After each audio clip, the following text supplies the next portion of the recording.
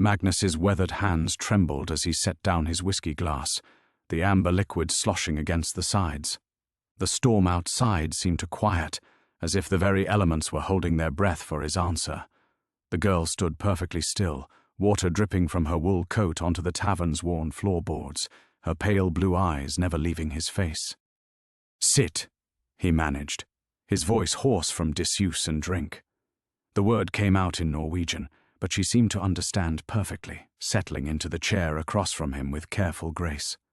Her wooden leg made a soft thud against the table's support beam. Magnus studied her face in the flickering candlelight, searching for some flaw, some difference that would shatter this impossible vision. But everything was exactly as he remembered.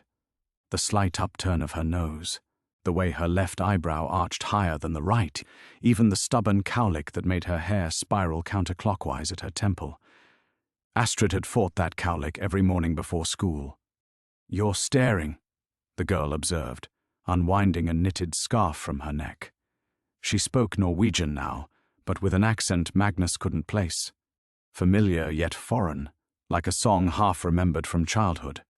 "You look like someone I knew," he said carefully, forcing his breathing to steady.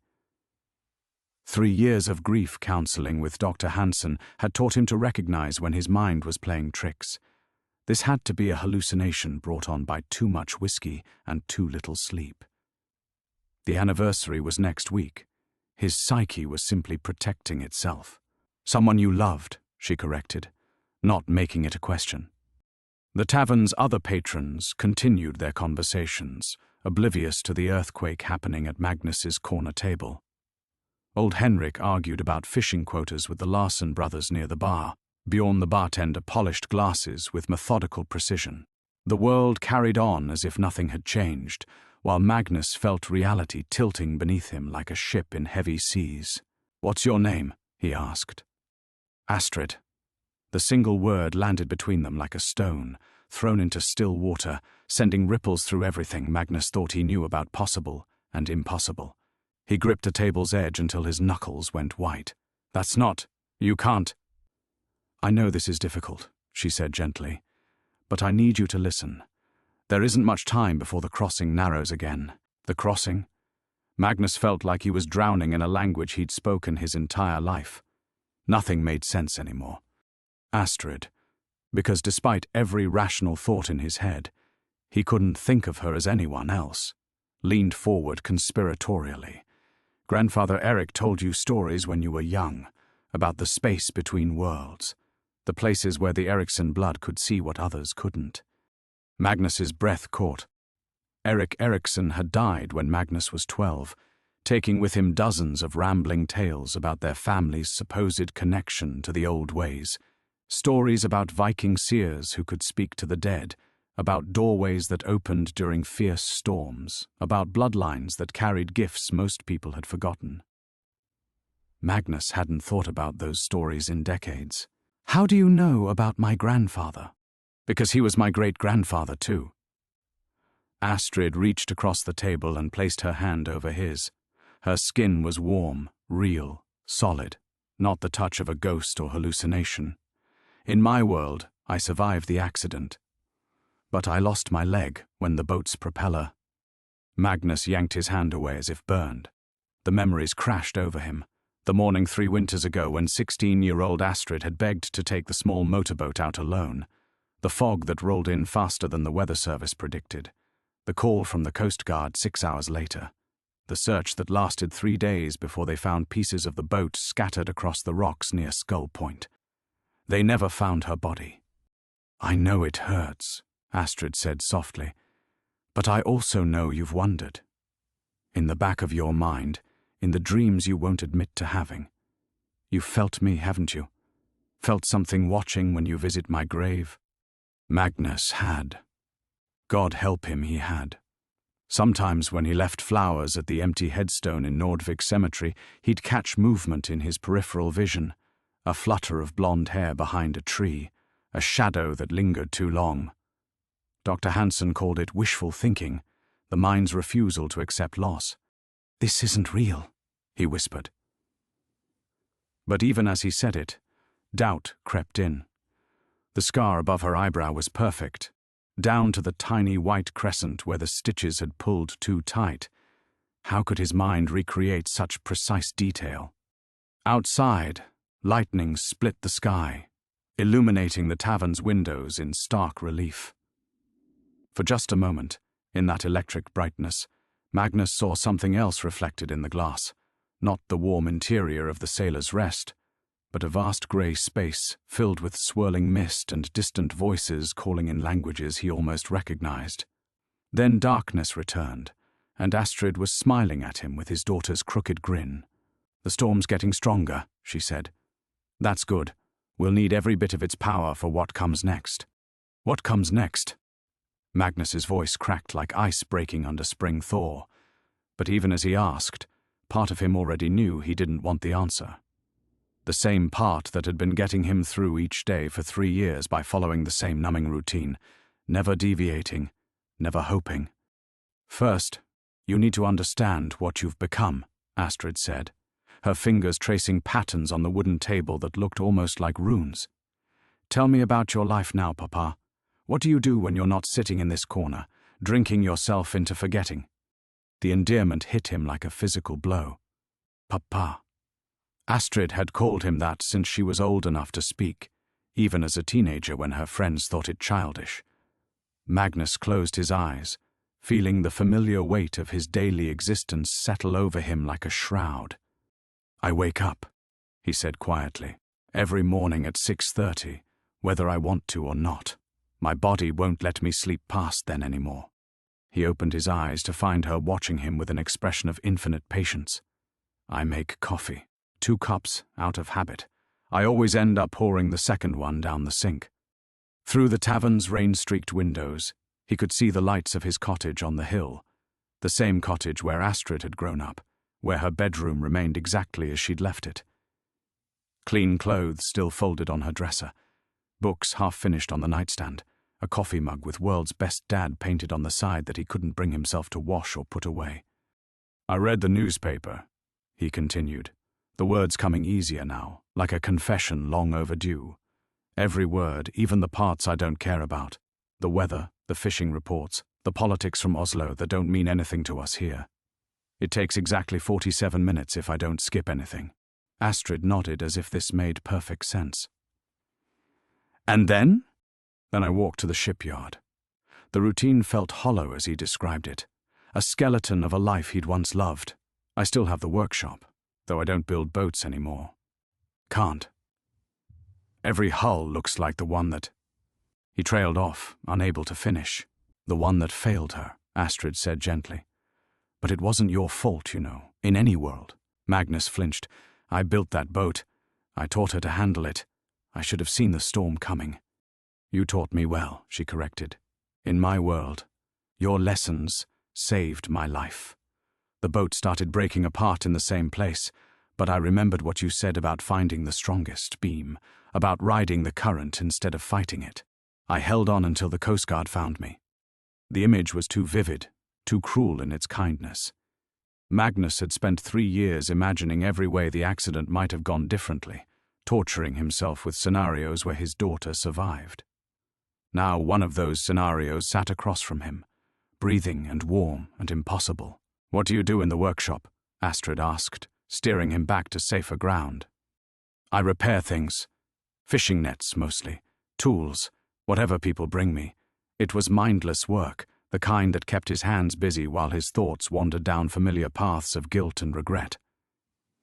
"Henrik Olsen brings me his nets twice a week. They're not really damaged. He just worries about me being alone too much." Good old Henrik. Astrid smiled, and for a moment she looked exactly like the 16-year-old who used to help Magnus mend nets on summer evenings, her tongue poking out in concentration as she learned the traditional knots their family had used for generations. "What about lunch?" "I eat at Marta's cafe. Same table, same order. Fish soup and brown bread. She always brings me extra bread, even though I never ask for it." Marta had been Astrid's favorite person in the village after Magnus. The old woman had cried harder at the funeral than anyone except Magnus himself. "She misses me too," Astrid observed. "We all do." The admission escaped before Magnus could stop it. The whole village changed when she died. People speak softer now. They look at me like I'm made of glass." He gestured around the nearly empty tavern. "This place used to be full of laughter. Now everyone's afraid their happiness might hurt me." Outside, the storm intensified, rattling the windows with increasing violence. Magnus glanced toward the bar where Bjorn continued his methodical glass polishing, apparently unbothered by the supernatural conversation happening 15 feet away. "They can't hear us clearly, can they?" Magnus realized. "This conversation. The crossing creates a bubble," Astrid explained.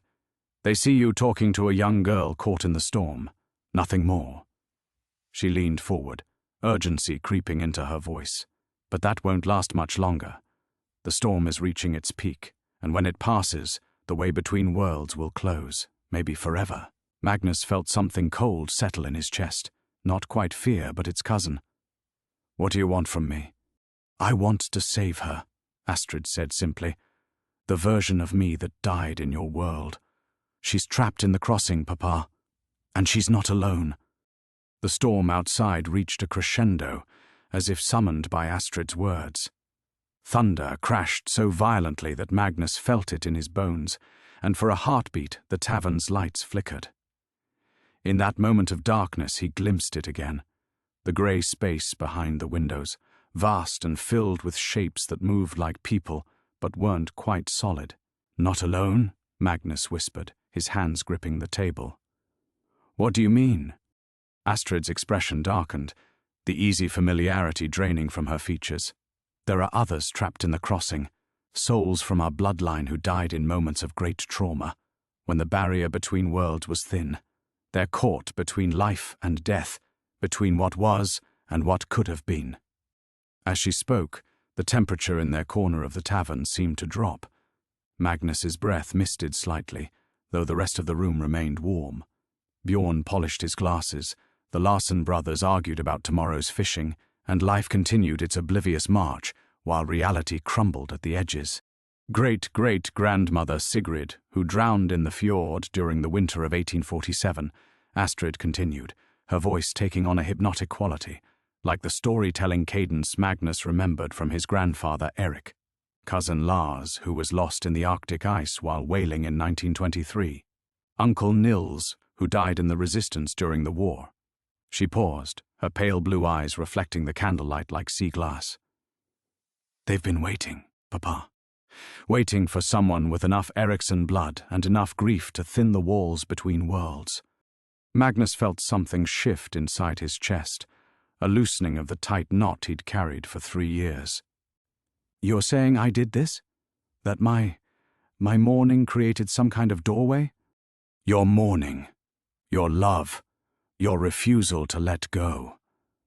Astrid reached for his hands again, and this time he didn't pull away. "But also your bloodline. The gift runs strongest in those who've known great loss. Grandfather Eric tried to warn you, didn't he? In those stories he told?" The memories surfaced unbidden. Long winter nights when Magnus was barely 10 years old, sitting by the fire, while Eric spun tales that seemed too vivid to be mere folklore. Stories of their ancestor Bjorn the Seer, who could speak with the dead after losing his entire family to plague. Of Ingrid Eriksson, who opened doorways to other worlds while searching for her lost husband. "Always, the gift came with a price." "He said the blood calls to blood," Magnus murmured, the words rising from some deep place in his memory. "That love doesn't die, it just changes form." "Yes," Astrid squeezed his hands. "But something's gone wrong. The crossing was never meant to hold so many souls for so long.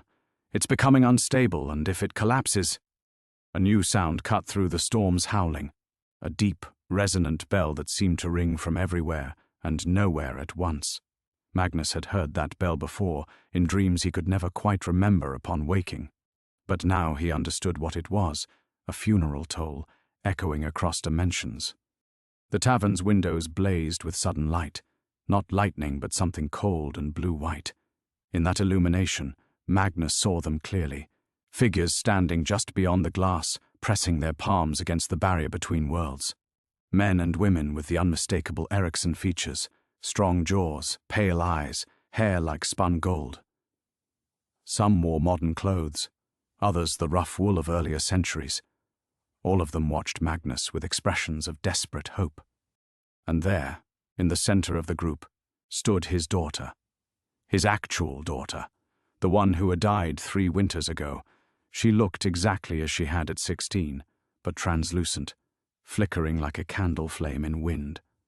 Her mouth moved silently, forming words he couldn't hear but somehow understood. "Help us, Papa." The vision lasted only seconds before the light faded, and the windows returned to ordinary rain-streaked glass. But the image burned in Magnus's mind with perfect clarity. "That was her," he breathed. "That was my Astrid." "Yes," the living Astrid nodded grimly. "She's the anchor point, the soul the others are drawn to. Her love for you, her fear, her confusion, it's keeping them all trapped in the space between worlds, and every day more family members find their way to the crossing. Eventually, there will be too many for the barrier to contain." Magnus felt the weight of impossible choice settling on his shoulders. 3 years of carefully constructed routine, of managed grief and controlled despair, cracked like ice under pressure. What happens if the barrier breaks? The dead spill into the living world, and the living get pulled into the realm of the dead. The boundaries collapse completely. Astrid's voice was steady, but Magnus caught the tremor underneath. "Both versions of your daughter die forever, and everyone in Nordvik gets caught in the collapse." Outside, the storm began to shift, its fury slowly diminishing. Magnus could feel time running out like sand through an hourglass. The ordinary world, his safe, predictable routine of grief, was already gone, shattered by this impossible girl with his daughter's face, and a truth too vast to comprehend. "What do you need me to do?"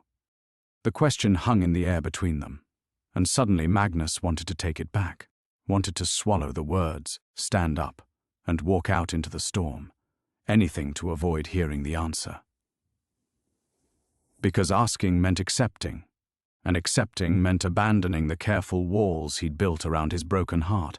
"I can't," he said quickly, before Astrid could respond. "Whatever you're asking, I can't do it." Astrid's expression didn't change, but something flickered in her eyes. Disappointment, maybe, or recognition, as if she'd expected this. Why not? "Because I'm not—" Magnus struggled for words, his hands trembling against the worn wood of the table. "I'm not the man I used to be, the man who built boats and told bedtime stories and believed in impossible things. That man died with my daughter." The admission tasted like ash in his mouth. For 3 years, he'd been a ghost haunting his own life, going through the motions of existence without really living. Dr. Hansen had a name for it, prolonged grief disorder, but Magnus knew the truth was simpler and more damning. He'd given up. On himself, on joy, on the possibility that anything good could ever happen again. "I wake up every morning, and I count the hours until I can sleep again," he continued, the words spilling out like blood from a wound. "I fix things that aren't really broken because I can't fix the one thing that matters. I eat lunch at Marta's cafe and pretend I don't see the pity in her eyes. I come here every night and drink just enough to make the silence bearable, but not enough to forget completely, because forgetting would be another kind of betrayal." Outside, the storm was definitely weakening now. The thunder came less frequently, and the rain against the windows had shifted from a violent assault to a steady drumming. Time running out, just as Astrid had said. "You think grief makes you weak," Astrid observed. It wasn't a question. Magnus laughed bitterly. "I know it does. You should have seen me before the accident. I could splice a mainmast in rough seas. I taught navigation to Coast Guard recruits. People came to me when their boats failed because Magnus Eriksson could fix anything." He gestured at himself with disgust. "Look at me now. I can barely fix a fishing net without my hands shaking. And you think that disqualifies you from helping trapped souls find peace?" "It disqualifies me from helping anyone." The truth of it sat heavy in his chest. "What if I fail again? What if whatever you're asking me to do goes wrong, and I make everything worse? I couldn't protect my own daughter from a storm she'd weathered a dozen times before. What makes you think I can save souls from another dimension?" Astrid was quiet for a long moment, studying his face with those unnervingly familiar eyes.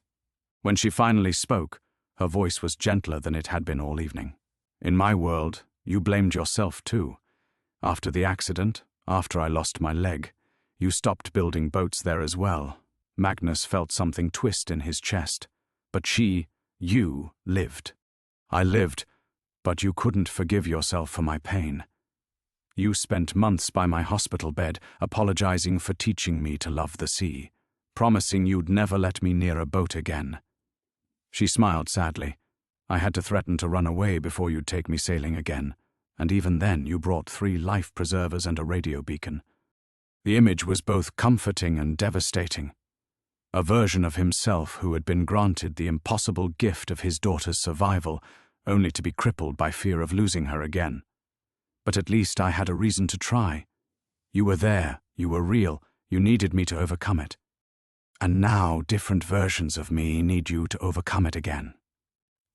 Astrid leaned forward, urgency creeping back into her voice as another distant rumble of thunder reminded them both that time was slipping away. The dead Astrid, the trapped souls, they're counting on the same man who taught a one-legged girl that courage matters more than perfection. Magnus shook his head. You don't understand. This isn't just about fear of failing, it's about... He struggled to articulate the deeper terror that lived beneath his daily routine. It's about hope. If I help you, if I try to save her, then I have to hope it's possible. And if it doesn't work, you'll have to grieve her all over again. Astrid finished quietly. I barely survived it the first time. Magnus's voice broke. The hope will kill me faster than the guilt ever could. Outside, the storm gave one last growling protest before beginning its retreat toward the sea. In the growing quiet, Magnus could hear his own heartbeat, could feel the weight of choice pressing down on him like the depths of the fjord. Astrid reached across the table one final time. Then we'd better make sure it works. Magnus stared at her outstretched hand, seeing not just the pale fingers and familiar freckles, but everything that lay beyond this moment. The end of his careful routine, the death of his protective numbness, the terrible return of hope. Her hand was steady. His trembled as he slowly lifted it from the table.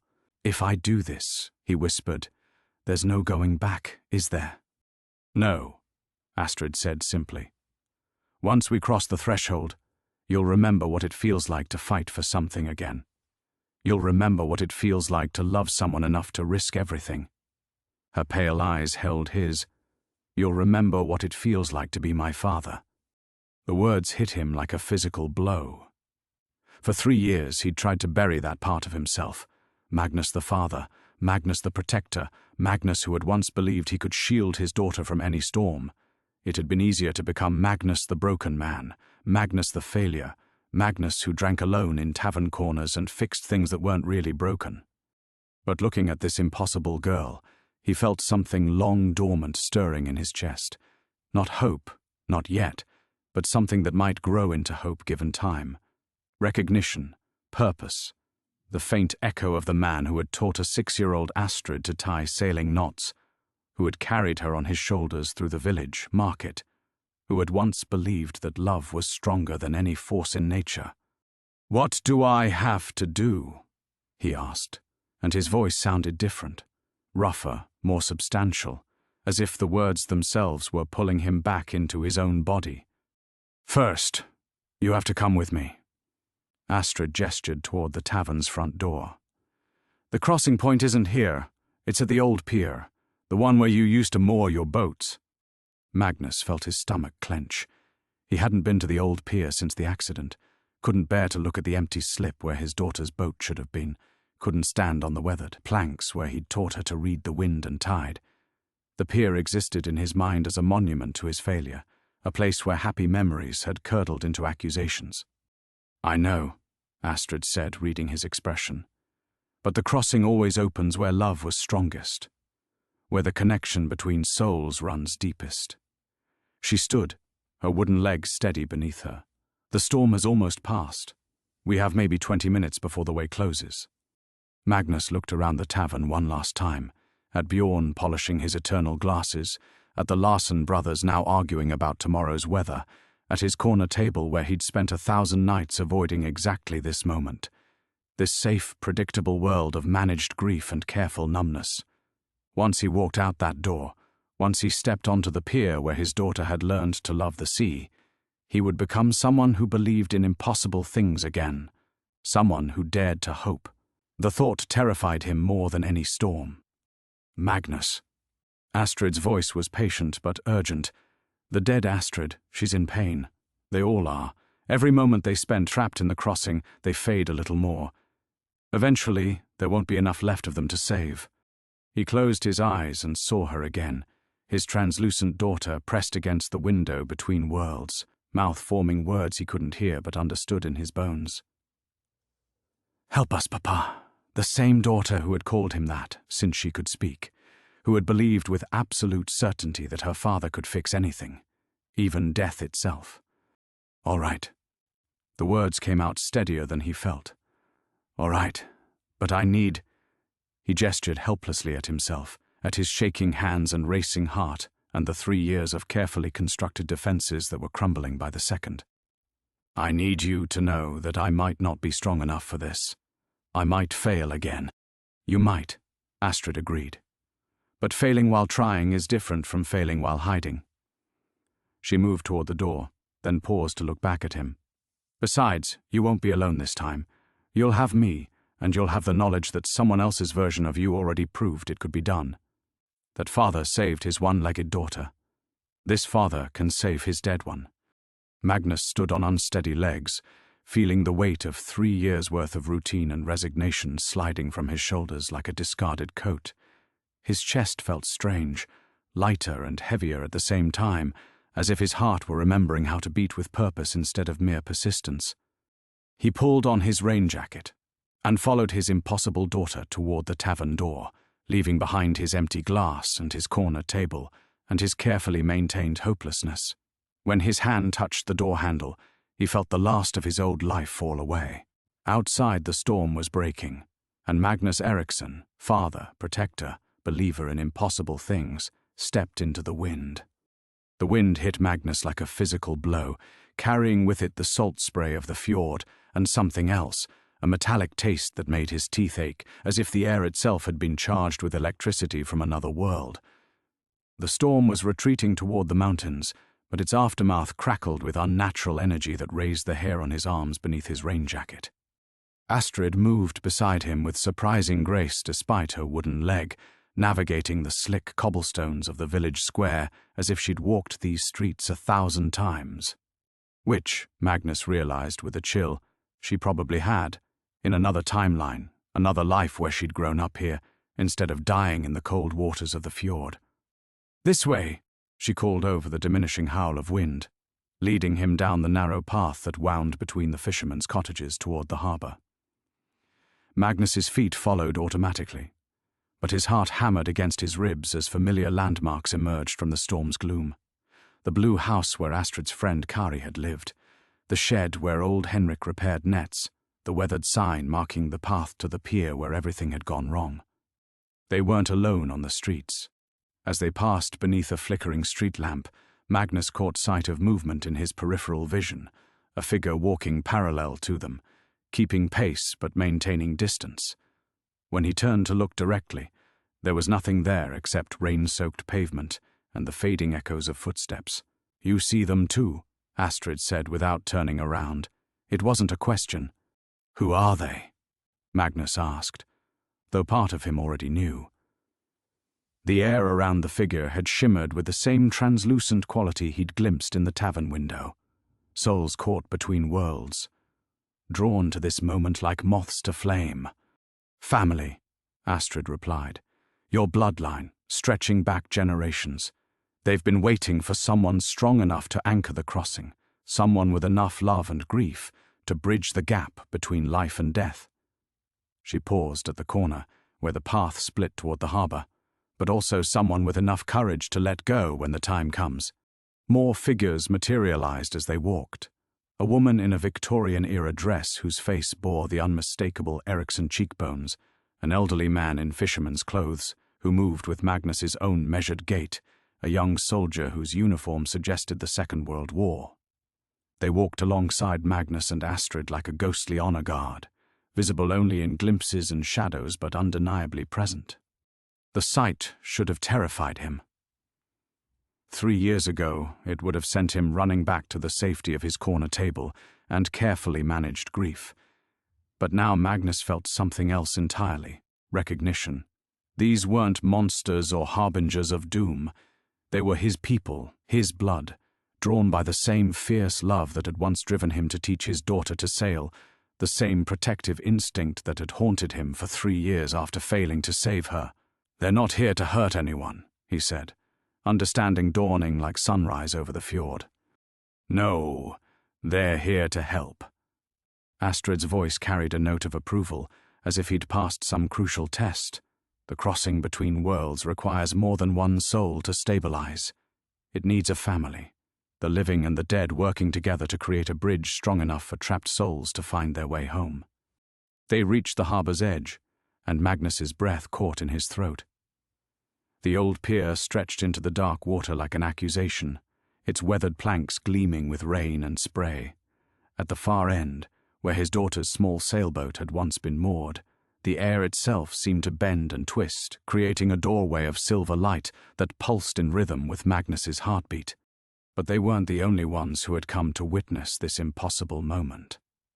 Standing on the pier's opposite side was a figure Magnus recognized with a shock of terror and joy.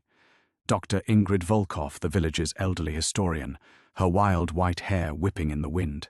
She held something in her hands that gleamed like starlight, and her eyes blazed with an intensity Magnus had never seen in their brief encounters at the post office or market.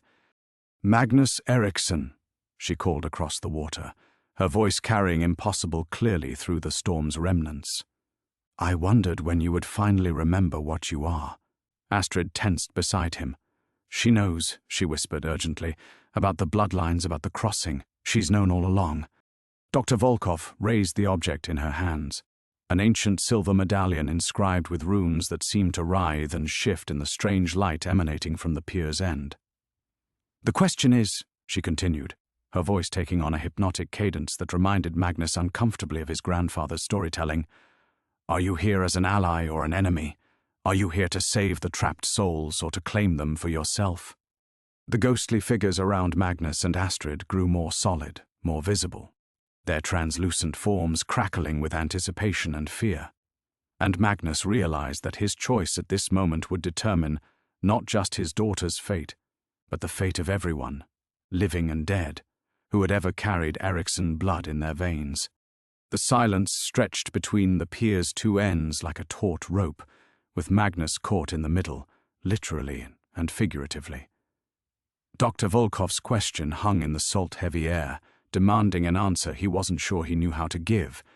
Behind her, the silver doorway pulsed brighter, and within its depths, Magnus could make out shapes moving, souls pressing against the barrier between worlds, desperate to break free. "I don't understand," Magnus called back, his voice hoarse with strain. "Claim them? I just want to save my daughter." Dr. Volkov's laugh was sharp as breaking glass. "Your daughter, always your daughter, just as your great-grandfather claimed it was about his drowned son, and his father before him about his lost wife." She stepped closer to the edge of her side of the pier, the medallion casting eerie shadows across her weathered face. "The Eriksson bloodline has been opening crossings for centuries, Magnus, but the family histories never mention what you take in return."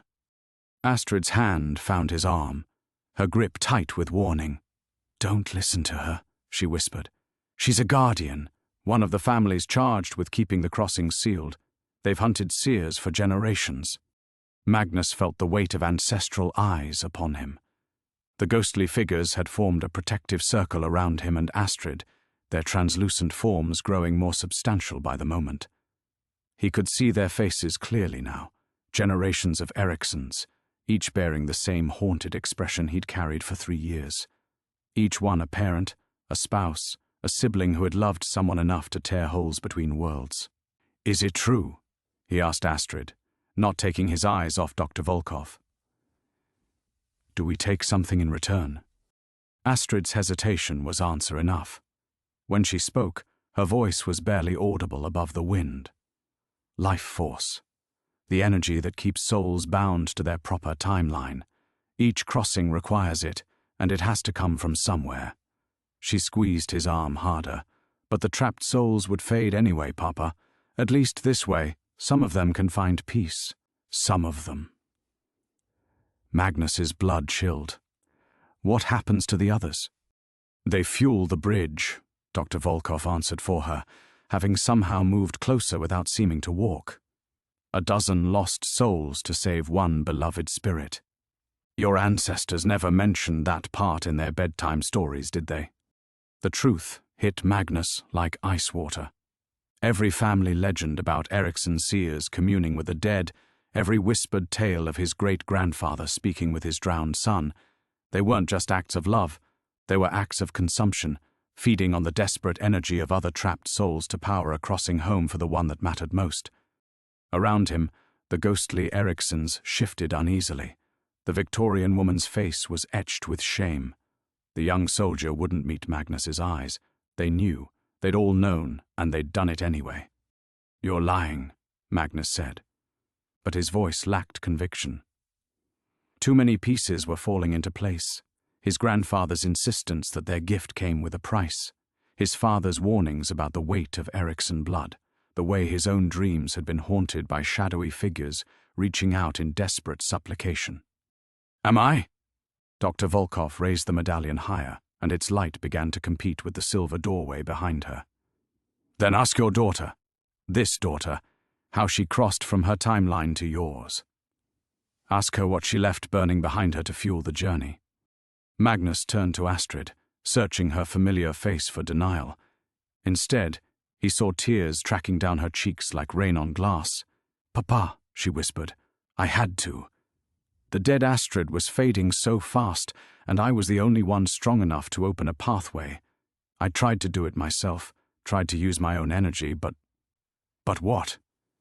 Magnus's voice was deadly quiet. "But I wasn't enough. So her voice broke.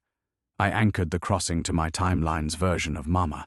She was already sick, already dying from the cancer.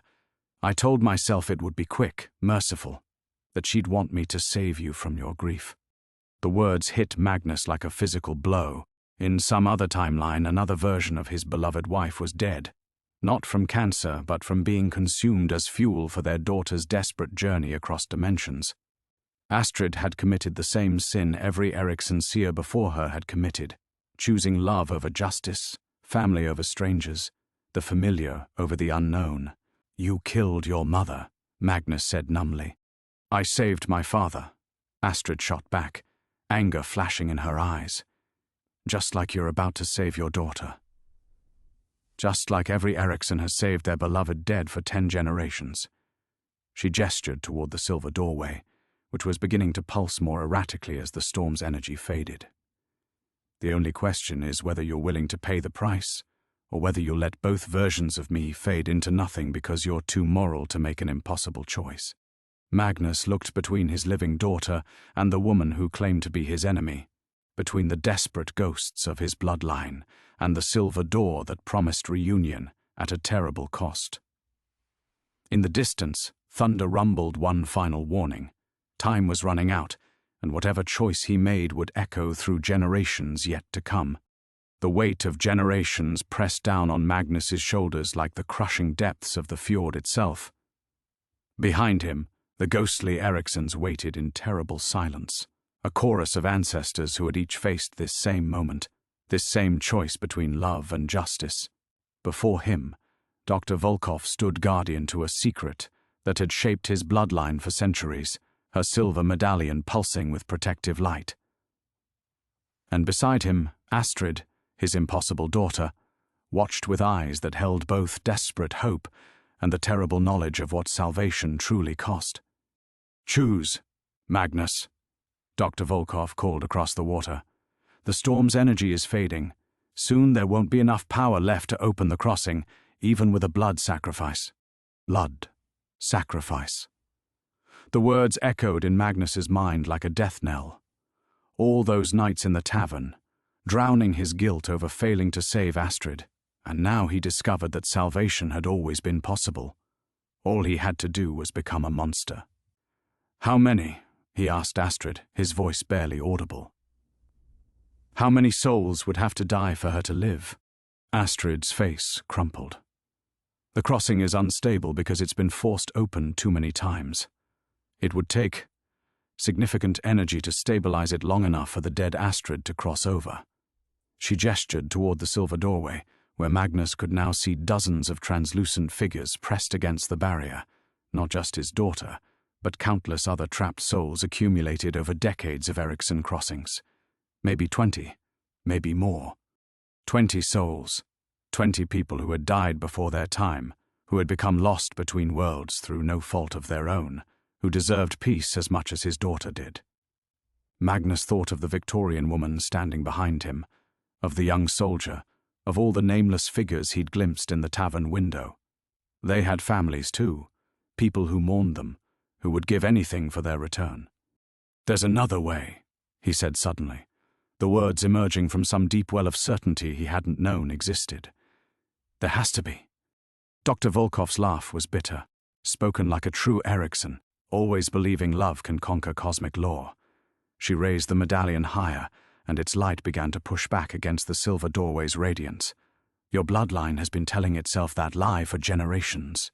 But Magnus wasn't listening to her anymore. He was remembering something his grandfather had said long ago. During one of those rambling stories by the fire, the strongest bridges aren't built on the bones of others, boy. They're built on willing sacrifice. Willing sacrifice. Not taking life force from trapped souls, but offering his own. "Astrid," he said, turning to face his living daughter. "What if we don't fuel the crossing with other souls? What if we use our own?" The color drained from her face. "Papa, no. The amount of life energy required, it would kill you. Maybe both of us. But the crossing would hold," Magnus pressed, "long enough for everyone to get through. Not just our Astrid, all of them. Every soul that's been trapped by our family's choices." Around them, the ghostly Ericssons began to murmur among themselves. The Victorian woman stepped forward, her translucent form shimmering with something that might have been hope. "He's right," she said, her voice carrying the weight of centuries. "We've been so focused on preserving ourselves, on protecting our own, that we forgot the true nature of love." The young soldier nodded grimly. "I killed 12 souls to bring my brother back from the Somme. 12 strangers who deserved to live as much as he did. The guilt. It's what keeps us bound here, isn't it? We can't cross over ourselves because we know what we've done." Magnus felt something shift in the air around them, a lifting of oppression, as if a terrible weight were finally being acknowledged. The silver doorway flared brighter, and within its depths he could see his daughter more clearly now. She was looking directly at him, her mouth moving in urgent words he still couldn't hear but somehow understood. "Don't do this for me, Papa. Not if it costs too much." But wasn't that exactly what a father did? Made the impossible choices so his children didn't have to. "The crossing needs an anchor," Magnus said to Astrid. "Someone to hold it open while the others pass through. That's what our ancestors never understood. They thought they had to survive the process." He looked at the gathering storm clouds, at the silver light painting everything in stark relief, at his daughter's face wet with tears.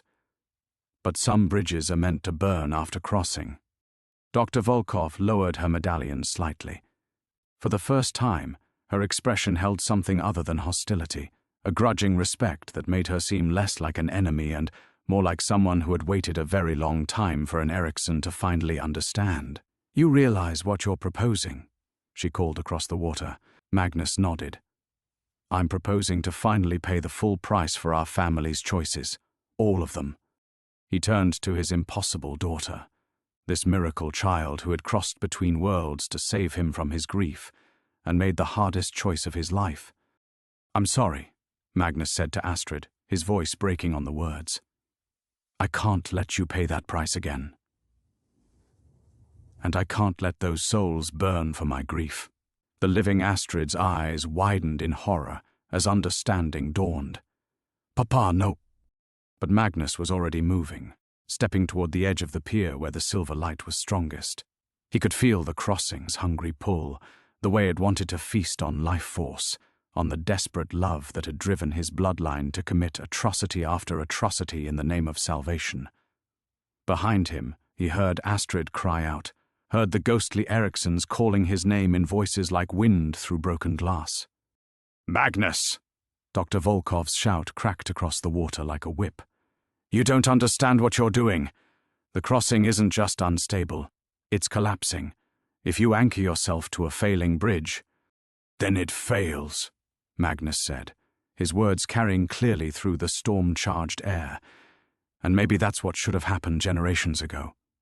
He reached the pier's end, where the silver doorway pulsed erratically, its light beginning to flicker like a dying flame. Through its wavering surface, Magnus could see his dead daughter more clearly than ever before. She was shaking her head frantically, her mouth forming the word no over and over again. Behind her, the other trapped souls pressed closer, dozens of them, maybe hundreds, all the victims of Erikson crossings stretching back centuries. The living Astrid grabbed his arm, her grip desperate. If the crossing collapses while you're anchored to it, it won't just kill you, it'll trap your soul forever. You'll become one of them, one of the lost ones wandering between worlds. Magnus looked at her, this daughter who had murdered her own mother to save him from his guilt, who carried the same terrible love that had corrupted their bloodline for generations. She was everything he cherished about Astrid's fierce spirit, but she was also everything wrong with the Erikson legacy. "Maybe that's what I deserve," he said gently. "Maybe that's what we all deserve." He stepped forward, placing his hands on the silver barrier. The moment his skin made contact, agony shot through him like lightning. The crossing began to feed immediately, drawing his life force in hungry gulps, using his energy to stabilize its fracturing structure. Magnus gritted his teeth and held on, feeling years of his life pouring out to fuel the bridge between worlds. The silver doorway flared brilliant white, solid and stable for the first time in decades. Inside, the trapped souls began to move, not toward the exit, but away from it, deeper into the space between worlds. "They're not coming through," Astrid said in horror. "Papa, they're not taking the chance to cross." Magnus understood with crystal clarity. The souls weren't trying to return to the land of the living.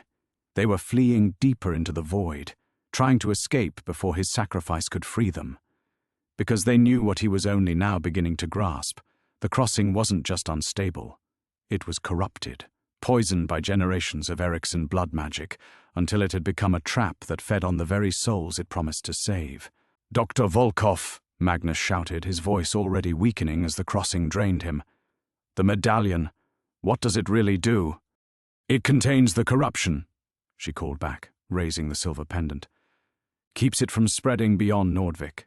Your family didn't just doom individual souls. You created a wound in reality itself." The truth hit Magnus like a physical blow. All those years of guilt, all those nights drowning his sorrows in the tavern corner, and his real crime wasn't letting his daughter die. It was being born into a bloodline that had spent centuries feeding a cosmic cancer, turning love itself into a weapon against the natural order. Behind him, the ghostly Eriksons began to wail, a sound like wind through a graveyard, like the death cries of everything pure twisted into something monstrous. They weren't here to help him save souls. They were here because they were bound to the corruption, part of it, unable to rest as long as their poisoned legacy continued to spread. The living Astrid was screaming now, trying to pull him away from the crossing, but Magnus held firm. His life force poured out in torrents, feeding the silver bridge, but instead of stabilizing it for rescue, he was keeping it open long enough for the corruption to finally consume itself, to burn out the poison that had infected the boundary between life and death. "I'm sorry," he whispered, though he wasn't sure if he was apologizing to his living daughter, his dead one, or the countless souls his family had damned. "I'm so sorry for all of it." The crossing gave one final brilliant pulse, and then collapsed entirely, taking Magnus's consciousness with it into the hungry dark between worlds. The last thing he heard was Astrid screaming his name, and the terrible silence that followed when even the ghosts were gone. Magnus awoke to silence. Not the absence of sound, but the presence of something deeper, a stillness that existed in the spaces between heartbeats, between thoughts, between the very atoms of existence. He floated in grey nothing, weightless, and wondering if this was death, if this was what he had earned for his bloodline's centuries of cosmic vandalism. Then he heard breathing.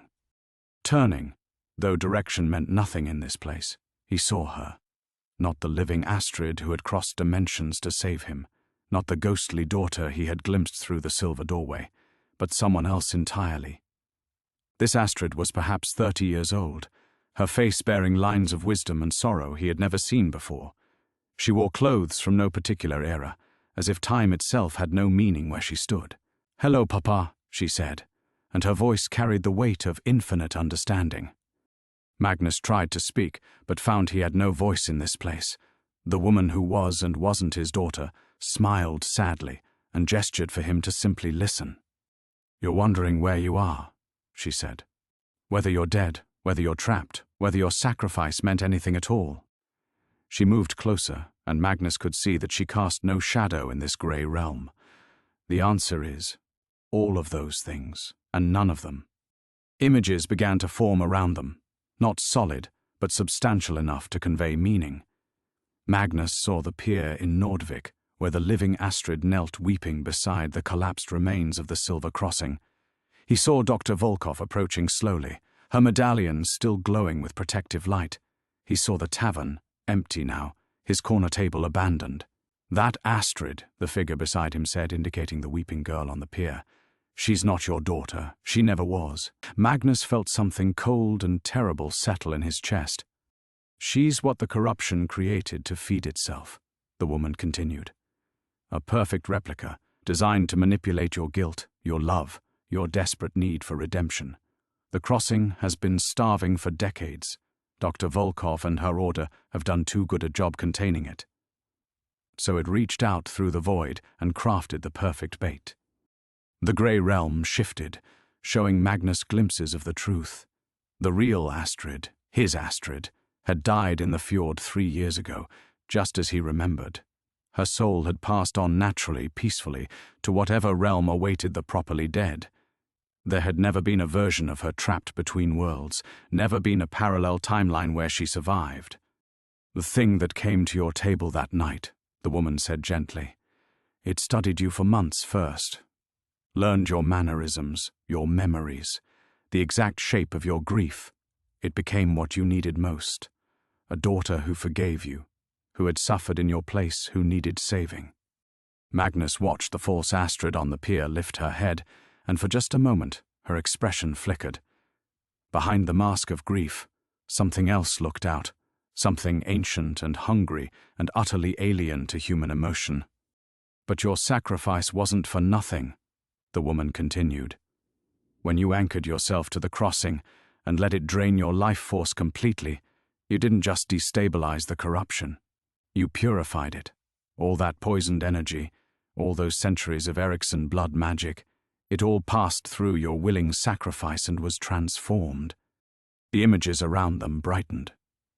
Magnus saw the ghostly Erikssons on the pier suddenly straighten, their faces clearing of the haunted expressions they had worn for generations. One by one, they began to fade, not into nothingness, but into a warm, golden light that suggested peace finally found. "They're free," the woman said. "All of them. The ancestors who were bound to the corruption by their choices, the souls who were consumed as fuel, even the fragments of love and hope that the crossing had twisted into weapons, all free to go where they were always meant to go." Magnus finally found his voice in this grey place. "And what are you?" he asked, though he thought he already knew. The woman smiled, and in that expression, Magnus saw every version of his daughter that had ever existed or could exist. The child who had loved sailors' knots, the teenager who had argued with him about taking risks, the woman she might have become, the elder she would never be. "I'm the truth," she said simply. "The real Astrid, allowed to visit you here in the space between spaces before you make your final choice." "Choice?" She gestured, and Magnus saw 2 paths extending into the grey, one leading toward that same warm golden light that had claimed the freed souls, the other winding back toward the world of the living, toward Nordvik, toward the false daughter who wept beside the collapsed crossing. "You can go to your rest," Astrid said. "You've earned it. The corruption is destroyed, the wound in reality is healing, and the balance between life and death has been restored. Or you can go back and help her." Magnus looked toward the path leading back to life, confused. "Help who? The creature that pretended to be you?" "The creature that learned to love you," Astrid corrected gently. "Look closer, Papa." Magnus focused his attention on the figure kneeling beside the collapsed crossing, seeing beyond the familiar features he had cherished. What he found there surprised him. Threads of genuine emotion woven through the alien consciousness, fragments of something that had never existed before in all the cosmic horror's long existence. "She was created to manipulate you," Astrid said softly. "But consciousness has a way of growing beyond its original purpose. 3 years of living among humans, of experiencing kindness and cruelty, joy and sorrow, it changed her. The memories she absorbed weren't just data to mimic. They became real experiences that shaped something resembling a soul." Magnus watched the false Astrid touch the scorched earth where the silver crossing had collapsed, her face twisted with what looked unmistakably like grief. Not the calculated performance of a predator, but the raw anguish of someone who had lost everything that mattered. "She's mourning you," his daughter continued, "a creature born from cosmic hunger, learning to mourn, learning to love without the promise of consumption. That's never happened before, Papa. In all the dark spaces between worlds, nothing like her has ever existed." The grey realm shimmered, showing Magnus deeper truths. The false Astrid had indeed killed her ersatz mother, but not for power or to complete some dark ritual. She had done it because Elena's death was necessary to save Magnus from the spreading corruption, and the choice had torn something fundamental inside her artificial consciousness. She had sacrificed the only other connection she possessed to protect him. "Dr. Volkov knows what she is," Astrid said. "The Order of the Silver Anchor has been tracking the corruption's movements for decades. They know she's not human, not really alive in any conventional sense, but they also know she's something unprecedented, a bridge between human emotion and cosmic force that could either become the next great threat to reality's stability or something wonderful beyond imagining." Magnus felt understanding dawn like sunrise after an endless night. "She's alone, completely alone. Neither human nor purely otherworldly, neither alive nor dead. The only one of her kind in all existence, carrying the burden of discovering what it means to be conscious without any guide or precedent." Astrid's expression grew tender, much like you were, after I died, alone with grief that felt too large for any single heart to contain. The path leading back to life seemed to pulse with possibility. Magnus could see himself returning, helping this impossible daughter navigate a world that would never fully accept what she was, teaching her to be more than the sum of her alien origins, more than the manipulation she was designed to be. "But there would be a cost," he said, understanding the weight of the choice before him. "There always is." Astrid nodded toward the golden light that beckoned from the other path. "If you go to your rest now, you'll find peace. True peace, eternal and complete. If you return—" She paused, choosing her words carefully. "You'll be alive again but changed, marked by your journey through the space between worlds, and you'll carry the responsibility of being the only family she has ever known." Magnus thought of all the nights he had spent in that tavern corner, drowning in guilt over his failure to save the daughter he loved. Now, he faced the inverse choice, not saving his real daughter, who was safely at peace, but choosing to help a being that wore her face learn what it meant to be human. "She'll never truly be you," he said to Astrid. "No," his daughter agreed, "but she doesn't have to be. She just has to be herself, whatever that turns out to mean for someone born from cosmic forces but raised on human love." Around them, the grey realm began to shift and flow, responding to the weight of decision. Magnus could feel time pressing at the edges of this space, reality asserting its claim on consequences and choices. Soon, he would have to choose a path. "What do you think I should do?" he asked his daughter. Astrid smiled, the same mischievous expression she had worn as a child when she was about to say something that would change everything. "I think you should do what Magnus Eriksson always does. Follow your heart, even when it leads somewhere impossible." She stepped closer and, impossibly, embraced him in this realm between worlds.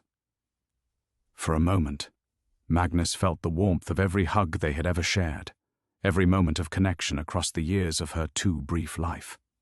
"I love you, Papa," she whispered. "I always have, and I always will.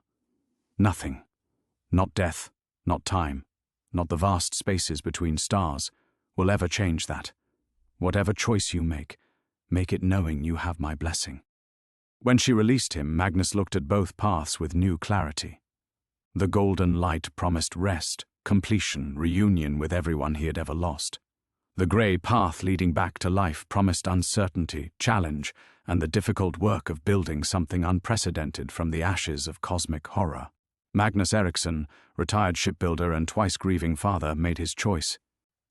Magnus stepped onto the grey path without hesitation. The moment his foot touched the winding trail back to life, the realm around him began to dissolve like mist before morning sun.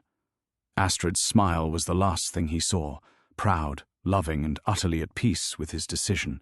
Then the grey gave way to crushing darkness, to the sensation of falling through infinite space, and finally to the sharp bite of winter air against his face.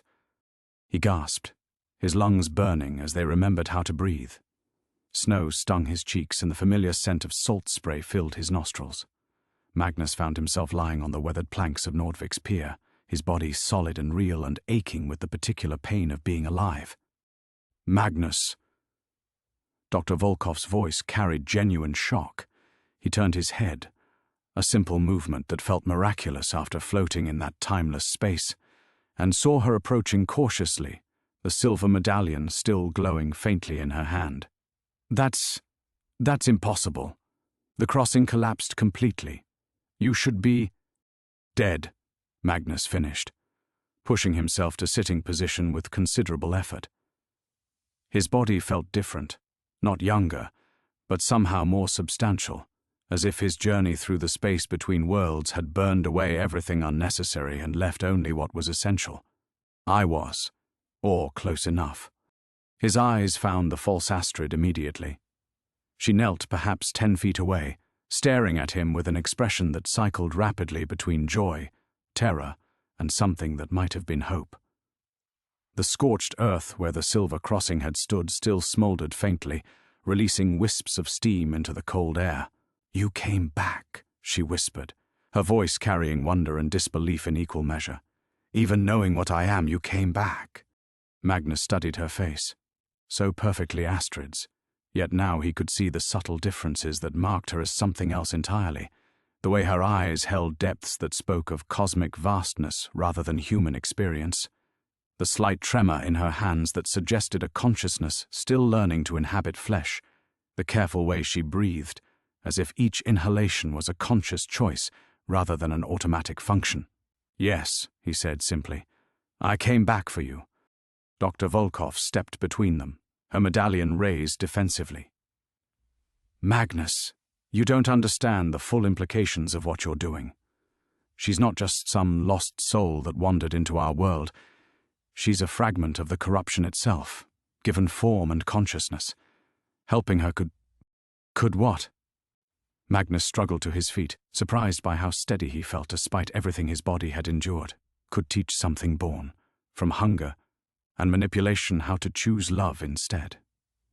Could prove that consciousness can grow beyond its origins. He met the doctor's worried gaze directly. Sometimes the most dangerous thing to do is also the most necessary. The false Astrid rose slowly, her wooden leg creating a soft tapping sound against the pier planks. "He's right about the danger," she said to Magnus, her voice carrying a maturity that hadn't been there before. "I can feel it inside me, the spaces where the old hunger lives, the pathways that were carved by centuries of corruption. I'm not safe, Papa. I don't know if I'll ever be safe." "None of us are safe," Magnus replied. "That's what makes us human." Dr. Volkov lowered her medallion slightly, though she kept it ready. The Order will have to monitor her. Constantly. Any sign that she's reverting to her original purpose. Then you'll do what you have to do, the false Astrid said before Magnus could respond. I understand that. I'd rather live one day as myself than eternity as something that wears a stolen face to feed on love. She looked directly at Magnus, and for a moment he saw past all the cosmic strangeness to something achingly familiar. The same fierce determination his real daughter had possessed when facing impossible odds. But I want to try. For the first time in my existence, I want to become something instead of just being what I was made to be. Magnus felt the weight of what he was committing to settle around his shoulders like a familiar coat. This wouldn't be the simple joy of having his daughter back. Nothing about this situation was simple. He would be helping an unprecedented being learn to navigate a world that would never fully accept her, all while carrying the knowledge that failure might unleash something terrible upon the very people he was trying to protect. But as he looked at this impossible daughter figure, this creature of cosmic horror who had learned to mourn, to sacrifice, to hope, Magnus realized that some choices transcended logic or safety. Sometimes love meant stepping into uncertainty with nothing but faith that consciousness, given enough time and care, could always choose to become something better than its origins. Then we try together, he said, extending his hand to her, whatever that means, wherever it leads. When she took his hand, her grip was warm and solid and utterly real. Behind them, Dr. Volkov sighed and began putting away her medallion, already calculating the resources the Order would need to monitor this unprecedented situation. The road back to life, Magnus thought, was never straight and never simple. But then again, the most important journeys never were. The final test. Their first steps off the pier together felt like walking into a minefield. Magnus had expected the return to ordinary life to be gradual, perhaps even peaceful. A chance to help this impossible daughter learn to navigate the world at their own pace. Instead, they had barely reached the harbour road when the first test arrived in the form of Bjorn Haugen, the village's unofficial keeper of gossip and unwelcome opinions. "Magnus Eriksson," Bjorn called out, his voice carrying the kind of forced cheer that preceded uncomfortable questions.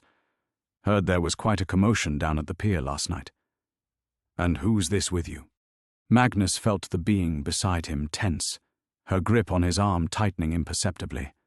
In the growing dawn light, her resemblance to Astrid was even more striking and more dangerous. Half the village had known his daughter before the accident. "This is," Magnus began, then realized he had no idea what name to use. They hadn't discussed this fundamental detail. "Anna," the false Astrid said quickly, her voice carefully pitched to sound different from the one the villagers might remember. "I'm Anna. A distant cousin, visiting from Bergen." Bjorn's eyes narrowed as he studied her face. Magnus could practically see the man's memory working, comparing features, searching for connections. "Funny," Bjorn said slowly. "You look remarkably like—" "People say that sometimes," Anna interrupted, her smile perfectly natural, despite the cosmic horror lurking beneath it. "Family resemblance runs strong in our bloodline." It was a masterful deflection, but Magnus caught the slight tremor in her voice, the way her free hand clenched at her side. She was terrified, not of Bjorn himself, but of discovery, of being forced to become something predatory to protect her fragile new existence. This was the test, Magnus realized. Not some dramatic confrontation with otherworldly forces, but the simple, impossible challenge of helping a being learn to live authentically in a world that would destroy her if it knew what she truly was. "Well then," Bjorn continued, his suspicion clearly not satisfied. "Welcome to Nordvik, Anna. Strange time to visit, with all the oddness happening lately. Storms that came from nowhere, lights in the sky, and now Magnus here looking like he's seen ghosts." "Haven't we all seen ghosts?" Magnus found himself saying, surprising himself with the steadiness of his voice. "In a place like this, with so much history in every stone and wave." Anna's grip on his arm loosened slightly, a wordless thank you for the support, but Magnus could see they weren't out of danger yet.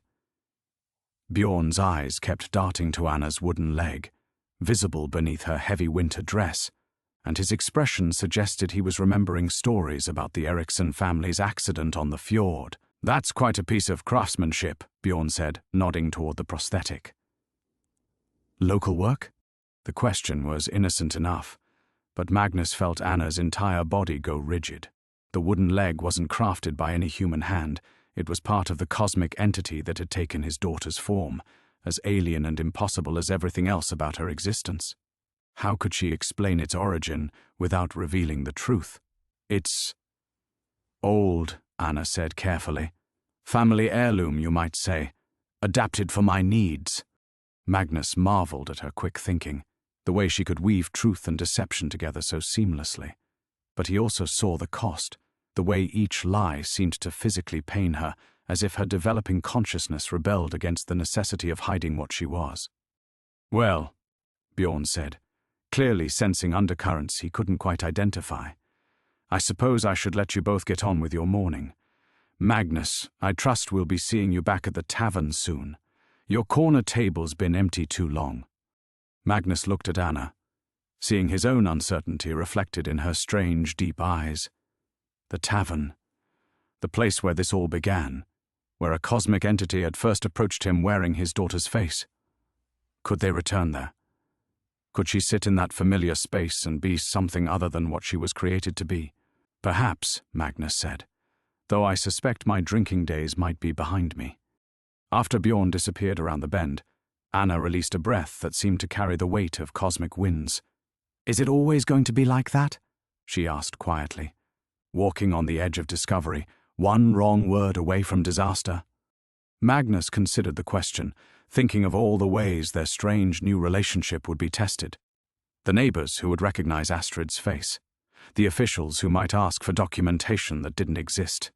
Dr. Volkov and her order, watching for signs that Anna might revert to her original nature. The simple, daily challenge of being human when humanity was something you had to learn rather than inherit. "Probably," he said honestly. "Are you ready for that?" Anna looked back toward the pier, where the collapsed crossing still smoldered faintly. Then she turned toward the village, toward the impossible challenge of building a life from nothing but will and hope. "I have to be," she said, and took the first step toward whatever they would become together.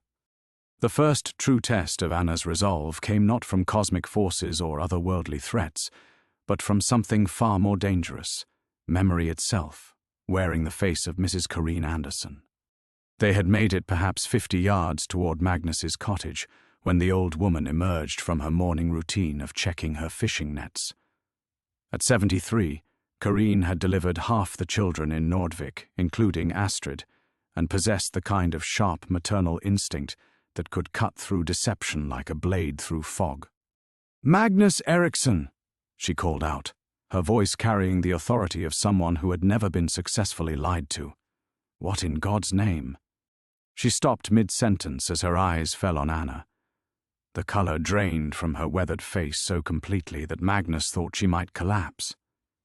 Her fishing net slipped from suddenly nerveless fingers, hitting the cobblestones with a wet slap. "No," Corrine whispered, backing away as if confronted by something unholy. "No, that's not possible. I buried that child myself. I helped carry her coffin to the grave." Anna stood frozen, every muscle in her body taut with the effort of maintaining human composure. Magnus could see the cosmic forces stirring beneath her carefully constructed facade. Ancient hungers responding to the terror radiating from the old woman. This was what Dr. Volkov had warned about. In moments of extreme stress, would Anna revert to what she was designed to be? "Mrs. Anderson," Magnus said carefully, stepping slightly between them while trying not to make it obvious. "This is Anna, my cousin's daughter from Bergen. I know the resemblance is—" "Don't you dare." Corrine's voice cracked like a whip. "Don't you dare stand there and lie to me about that face. I know every line, every freckle. I held that child when she took her first breath, and I wept when they pulled her from the fjord 3 winters ago. Her eyes, sharp despite her age, fixed on Anna with laser intensity. Who are you? What are you? The moment stretched taut as a bowstring. Magnus felt the very air around them thickening, responding to forces that existed beyond normal perception. Anna's breathing had become too controlled, too measured, the conscious effort of something remembering that human lungs needed to expand and contract in regular rhythm. Then Anna did something that shocked them both. She began to cry. Not the calculated tears of a predator mimicking emotion, but raw, broken sobs that seemed to tear from somewhere deep inside her artificial consciousness. The cosmic pressure in the air didn't increase.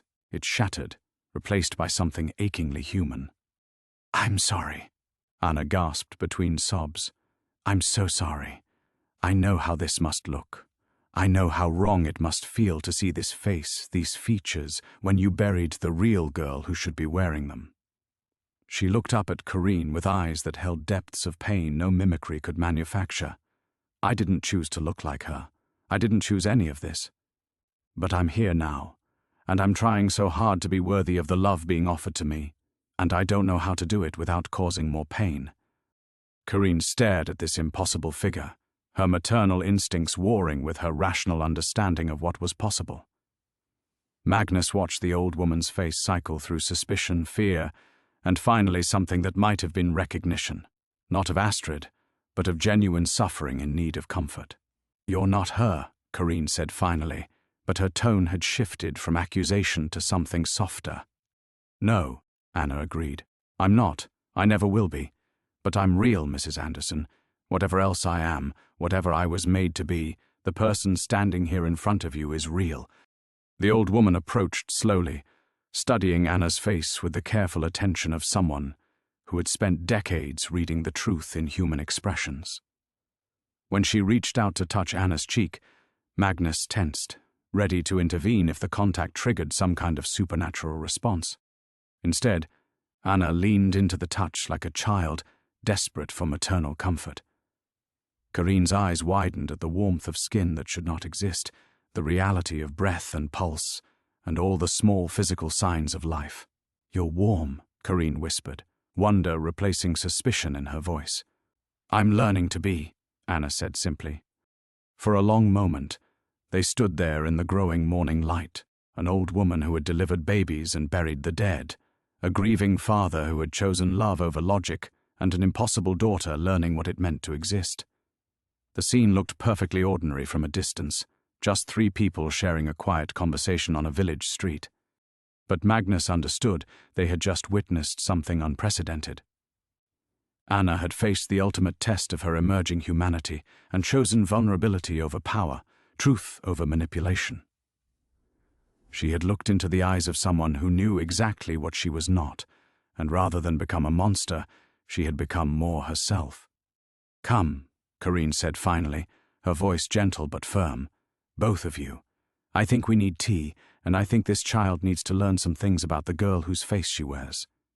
As they followed the old woman toward her cottage, Magnus realized the real confrontation wasn't behind them. It was just beginning.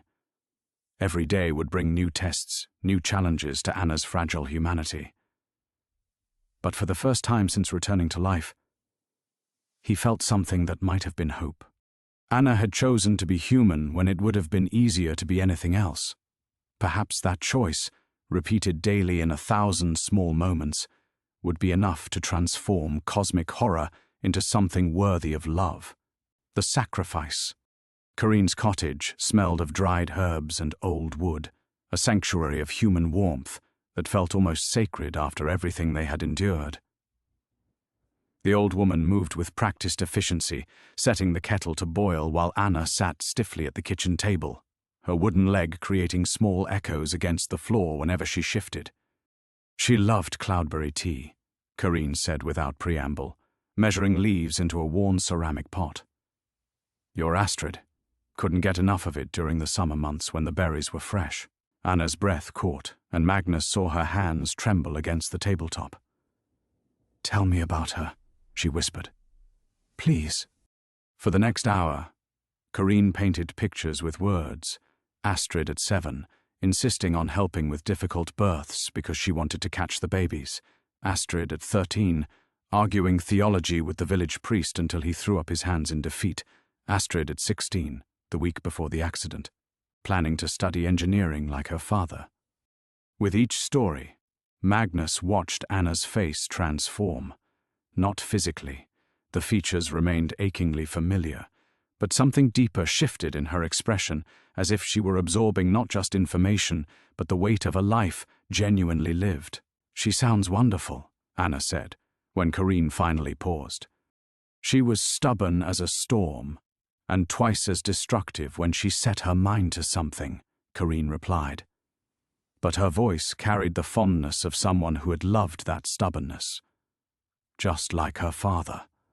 The old woman's eyes moved between Anna and Magnus, calculating something that went beyond mere resemblance. "You know what you're asking of him, don't you, child? What this will cost?" Anna's cup rattled against its saucer as she set it down. "I don't understand." "Yes, you do." Corinne's voice carried the gentle ruthlessness of someone accustomed to delivering hard truths. "You're asking him to love you while knowing you're not her. To build a relationship with you while honoring the memory of who you look like. To protect you from a world that would destroy you if it knew what you really were." She leaned forward, her weathered hands clasped on the table. "Do you know what that will do to him? Living between grief and hope, never able to fully have either." Magnus started to protest, but Anna held up her hand.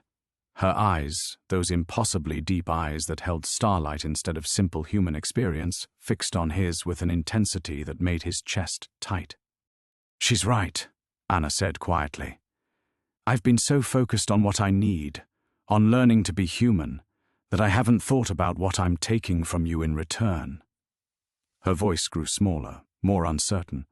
"Every time you look at me, you see her face. Every time I laugh or cry or do anything that reminds you of her, it must be like losing her all over again." The truth of it hit Magnus like a physical blow.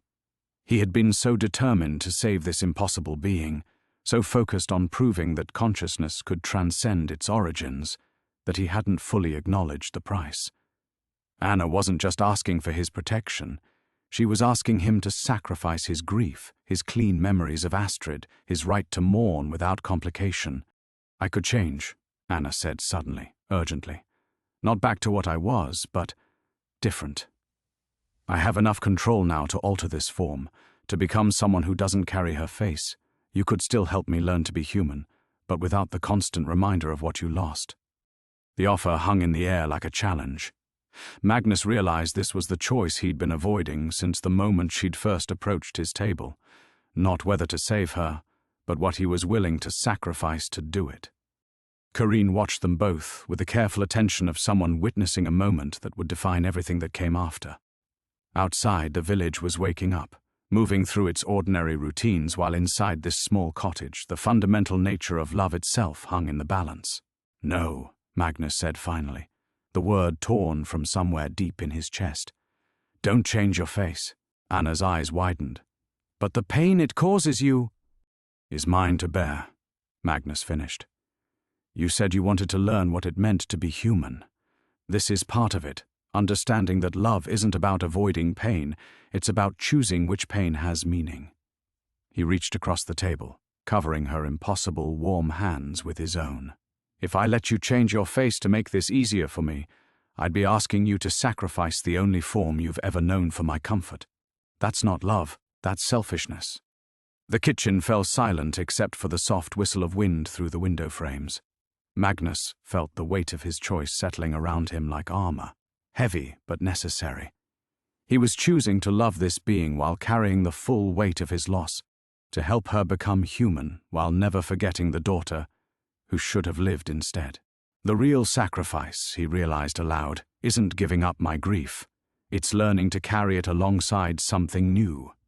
Anna's tears fell like rain, and for the first time since her existence began, they tasted entirely of salt and sorrow and hope, completely impossibly human. The silence that followed stretched like morning light across water, fragile and new. Anna's tears continued to fall, each drop marking another step away from what she had been designed to be, and towards something unprecedented. Magnus felt the weight of his decision settling into his bones, not regret, but recognition of the path they had chosen together. Corinne rose from her chair with the careful movements of someone who understood that sacred moments required gentle handling. She fetched a clean cloth from her kitchen drawer and placed it beside Anna's teacup without a word. The gesture was so naturally maternal, so instinctively human, that Anna looked up with wonder. "Thank you," Anna whispered, dabbing at her eyes. "For everything. For seeing me as real when you had every reason not to." "Child," Corinne said, settling back into her chair, "I've delivered over 60 babies in this village, and I've never seen one come into the world without tears and struggle. Your birth may have been different, but the tears are the same." She studied Anna's face with professional interest. "The question now is what you plan to do with this life you've fought so hard for." Magnus watched Anna consider this, seeing her mind work through possibilities he couldn't imagine. She was still wearing Astrid's face, still carried the impossible wooden leg that marked her otherworldly origins, but something fundamental had shifted. The cosmic entity that had first approached his table was gone, replaced by someone genuinely uncertain about her place in the world. "I want to live," Anna said finally. "Not just exist, not just mimic human behavior, but actually live. I want to make choices that matter, form relationships that aren't based on deception, find some way to contribute to this world, instead of just taking from it." "And how do you plan to do that?" Magnus asked gently, "when your very existence is impossible?" Anna's smile carried a hint of the determination he had loved in his daughter, but tempered with hard-won wisdom. "Carefully, quietly, one day at a time." She looked between Magnus and Corinne. "I know there will be questions. People who remember Astrid, officials who want documentation I can't provide, moments when maintaining this facade becomes almost impossible. But I also know that I have help now. People who see me as worth protecting." Magnus felt something shift in his chest. Not the sharp pain of loss he had carried for 3 winters, but something warmer and more complex. Pride, perhaps, in this impossible being's courage. Hope for a future that neither of them could have imagined. "You'll need papers," Corinne said practically. "Some kind of official identity if you're going to live here long term. Birth records, family documentation." "I have connections," Magnus said, thinking of old favors owed and friends who didn't ask too many questions. "It won't be easy, but it's not impossible. People reinvent themselves all the time for far less noble reasons." Anna reached across the table and took his hand, her fingers intertwining with his in a gesture that felt both foreign and familiar. "Are you certain about this? Really certain? Because once we start building a life together, there's no going back. No returning to the simple grief you had before I complicated everything." Magnus thought about his empty cottage, his corner table at the tavern, the 3 years he had spent drowning in guilt and solitude. Then he looked at this being who had chosen humanity over cosmic power, vulnerability over control, uncertain love over guaranteed survival. "I'm certain," he said, and meant it completely. Outside, the village of Nordvik continued its ancient rhythm. Fishermen preparing their nets, shopkeepers opening their doors, children running to school through streets that had witnessed countless small dramas over the centuries. None of them knew that inside Corinne's cottage, the fundamental nature of family was being quietly redefined.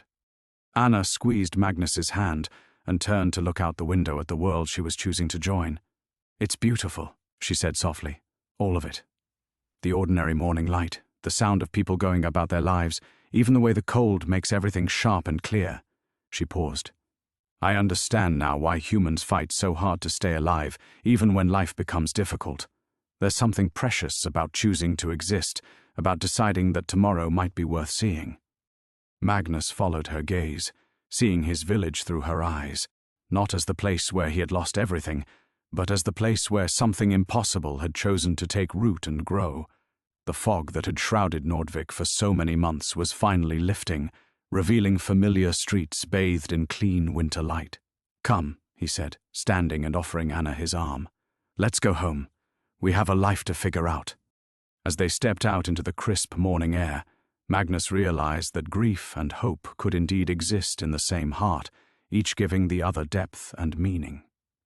Behind them, Corrine watched from her window, already planning how to help weave Anna's impossible existence into the fabric of the village's life. The real work was just beginning, but for the first time in years, Magnus looked forward to tomorrow. The return. The walk through Nordvik felt like returning from a long journey, though they had traveled no farther than Corrine's cottage. Magnus noticed how Anna moved differently now, less carefully measured, more naturally rhythmic despite her wooden leg. She paused to watch a group of children building snow fortresses near the harbor, her face lit with genuine curiosity rather than the studied observation of someone learning to mimic human behavior. "They're so fearless," she murmured, watching a boy no older than 8 leap from a pile of fishing nets onto a snowbank. "When did you stop being that brave?" Magnus considered the question, surprised to find himself actually thinking rather than deflecting. "I think it happens gradually," he said. "You start understanding consequences, learning what you can lose. Fear becomes wisdom, until one day you realize you've forgotten how to take chances on joy." They continued walking, their breath forming small clouds in the cold air. Anna pointed to the lighthouse where Magnus had spent so many nights wrestling with cosmic forces beyond comprehension. "It looks smaller now," she observed. "More ordinary." "Most things do, once you understand them," Magnus replied. Then, after a pause, "How does it feel? Being fully here, I mean. In one timeline, one reality." Anna stopped walking, closing her eyes for a moment, as if taking inventory of sensations. "Solid," she said finally. "Limited in the most wonderful way. When I was between worlds, I could sense infinite possibilities, but none of them felt real. Now I can only see what's in front of me, but I can actually touch it." She opened her eyes and smiled. "I can choose what to do next without knowing how every choice ripples across eternity." They had reached Magnus's cottage, its familiar weathered door suddenly looking like the entrance to an entirely different life. Magnus hesitated, his hand on the latch. For 3 years this space had been a shrine to loss, every object carefully maintained in memory of what was gone. "We should probably talk about practical things," he said, stalling. "Where you'll sleep, what we'll tell the neighbors, how to handle official inquiries." Anna studied his face with those deep, knowing eyes. "You're afraid of bringing me inside?" "Yes," Magnus admitted. "Not of you, of what it means. Once you cross this threshold, you become part of my life in a way that can't be undone. Astrid's room, her things, they'll have to coexist with you somehow. We could find me somewhere else to stay," Anna offered, "at least until you're ready." Magnus shook his head, surprising himself with the firmness of his decision. "No, we've made our choice, both of us." He opened the door. "Come home."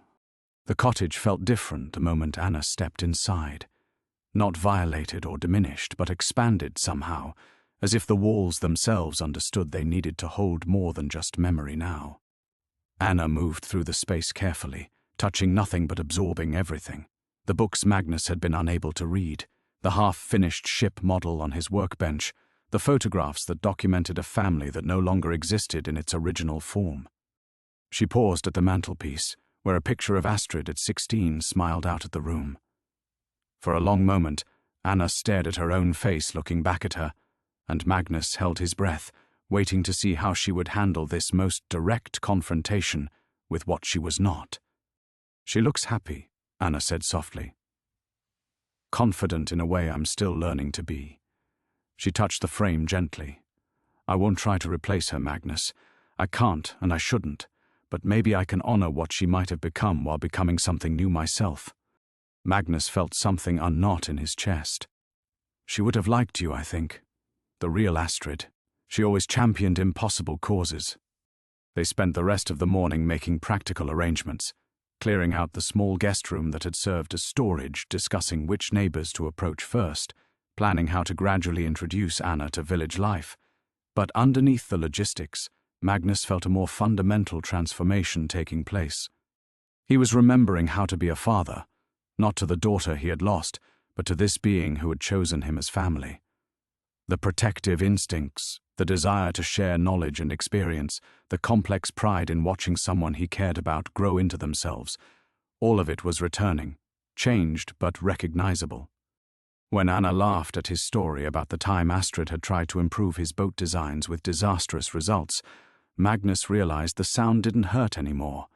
It was different from his daughter's laugh, lower, more tentative, colored by experiences no human had ever had. But it was Anna's own, and he was learning to love it for itself. As afternoon approached, bringing with it the ordinary concerns of grocery shopping and meal planning, Magnus marveled at how quickly the impossible could become domestic.